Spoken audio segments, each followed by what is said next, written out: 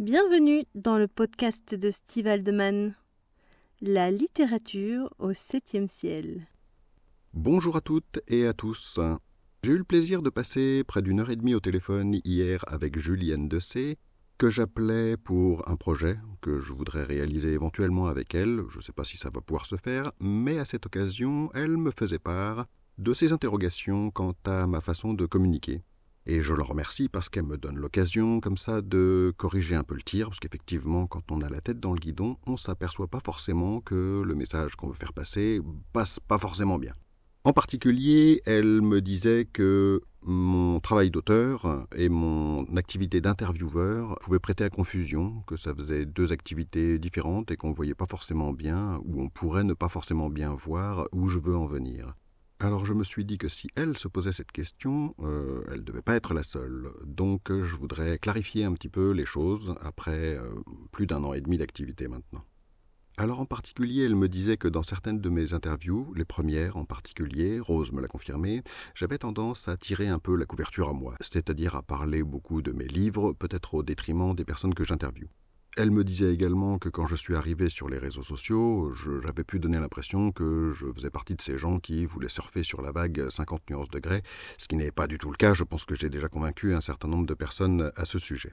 Mais en même temps, il est vrai que ce qu'elle me disait met en lumière un certain nombre d'hésitations dont j'avais bien conscience d'ailleurs quand je suis arrivé sur les réseaux sociaux. Alors je voudrais éclaircir un petit peu ça. Quand je débarque sur Facebook en janvier 2023, en fait quelques mois auparavant mais sans faire aucune publication, je ne sais pas du tout comment ça marche Facebook. Donc je fais un peu n'importe quoi, il faut bien le dire. Je m'inscris dans plein de groupes en me disant que ça pourrait être sympathique de discuter ultérieurement sur ces groupes-là. Mais quand je dis beaucoup, c'est plus d'une cinquantaine, ce qui clairement n'était pas utile. En tout cas, je m'en apercevais pas à ce moment-là.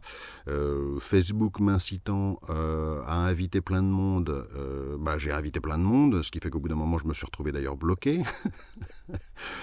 Et je voyais pas forcément comment ça fonctionnait, en fait, tout bonnement, Facebook, ce qui fait que j'ai fait un certain nombre d'erreurs. Je pense que je suis pas le seul, mais enfin, c'est pas bien grave.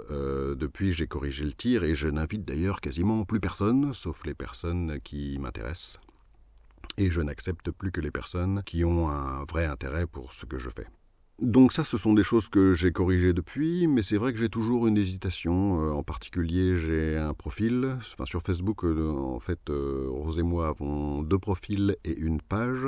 On a créé une page parce qu'au début, on nous a dit qu'un profil, c'était limité à 5000 amis. On s'est dit que sur la durée, peut-être qu'on dépasserait, donc on a créé une page pour cette raison-là. Au final, je me retrouve avec une page sur laquelle je publie essentiellement les vidéos que je sors sur YouTube, donc mes contenus, et puis un profil sur lequel je dis essentiellement quels sont mes projets. Est-ce que c'est pertinent ? Aujourd'hui, j'avoue que je ne sais pas encore trop comment faire. Pour l'instant, je continue comme ça.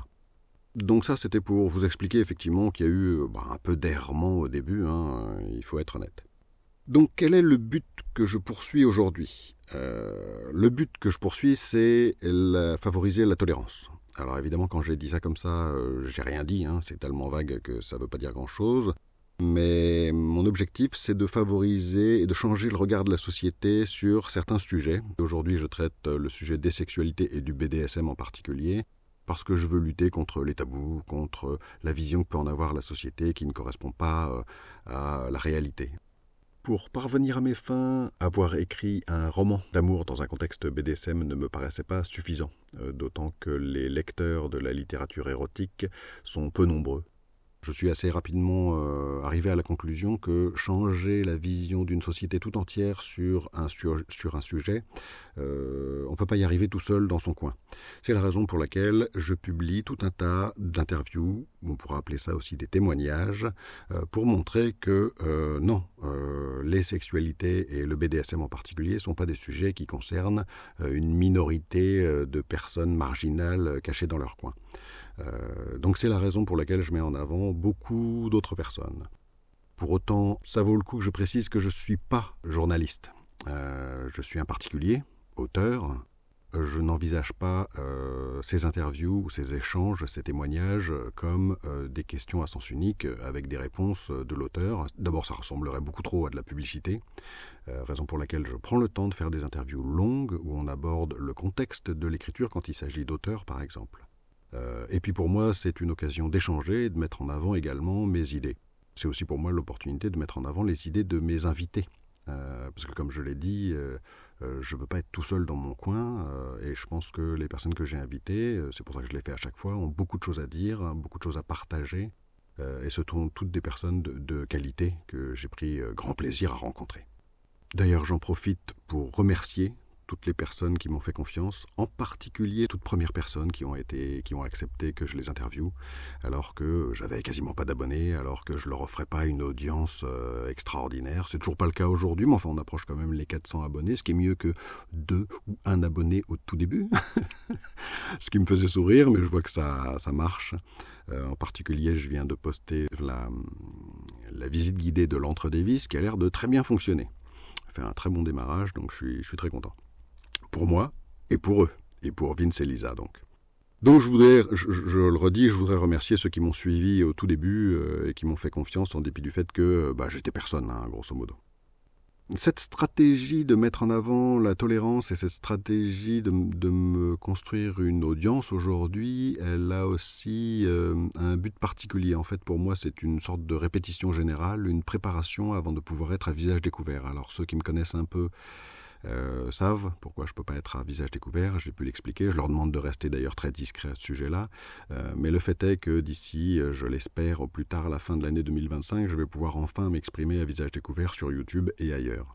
Et à cette occasion-là, je pourrais mieux faire comprendre que je suis auteur, parce que le fait est que j'ai déjà écrit un certain nombre de romans et d'essais que je ne peux pas publier aujourd'hui, soit parce qu'ils sont autobiographiques, on me reconnaîtrait, soit parce que je les ai fait lire à des personnes qui me connaissent personnellement, et là encore une fois, je serai reconnu, ce qui n'est pas possible aujourd'hui. Donc pour moi, c'est une répétition générale, parce que ce qu'il faut bien comprendre aussi, c'est que quand je me lance en janvier 2023, je ne sais rien faire. J'ai jamais fait de podcast, je n'ai jamais même mis les pieds sur Facebook. Donc au fur et à mesure, je vais me construire un studio d'enregistrement dans lequel je suis en train d'enregistrer le message, là, maintenant, tout de suite. Je vais également acquérir du matériel pour faire des enregistrements audio dans un premier temps, puis vidéo. Et puis ça va être un investissement aussi parce que pour aller interviewer toutes les personnes que j'interviewe, je me déplace. Et donc j'ai calculé pour que vous ayez un ordre d'idée que chaque interview me coûte en moyenne entre 100 et 200 euros. Ça dépend du nombre de kilomètres que je parcours, des hôtels éventuels qu'il faut que je prenne, de l'essence, de péage, de tout un tas de choses de ce genre. Ce qui fait qu'à terme, l'objectif pour moi, c'est d'atteindre 1000 abonnés, parce qu'à partir du moment où vous avez 1000 abonnés sur YouTube, vous pouvez commencer à diffuser des publicités et YouTube vous rémunère pour ça.